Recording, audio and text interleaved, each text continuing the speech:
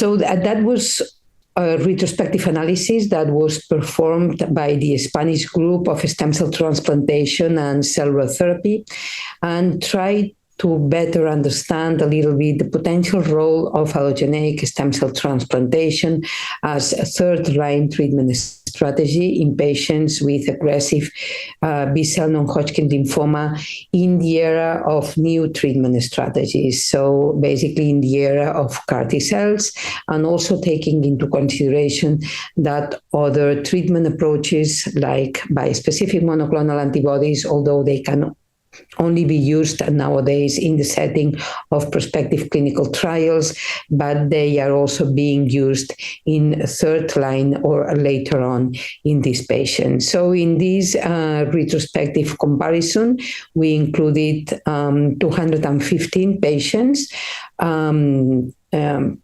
older than 18 years of age that were treated with CAR Ts, so both axi-cel and T-cell, between February 2019 and April 2021, basically because of diffuse large B-cell lymphoma, but also because of primary mediastinal B-cell lymphoma and transformed follicular lymphoma. And these patients were compared with a group of patients that were treated with an allogeneic stem cell transplantation between January 2016 and December 2020, only using peripheral blood as the stem cell source, match-related or unrelated and haploidentical donor only. And basically the primary endpoint was progression-free survival between both groups of patients. We included only 100 patients being treated with an allogeneic stem cell transplantation. As we might expect, there were some differential clinical characteristics between both groups of patients. The CAR T-cell group was constituted by an more elderly population of patients with higher IPI. There were more patients that had failed prior autologous stem cell transplantation in the allotransplant group. The allotransplant group was more heavily pretreated. There were more chemosensitive patients in the allotransplantation group, but more primary refractory patients in the CAR T-cell treated group. And performance status was worse in those patients that were treated with CAR T.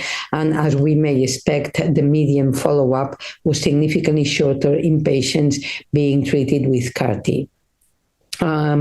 So with all these differential characteristics being taken into consideration, the conclusions of this study or the long-term outcome of both populations of patients indicated that in spite of the fact the group of patients being treated with CAR T was a poorer prognostic group, overall survival was quite similar to the overall survival of patients that had been treated with an allogeneic stem cell transplantation.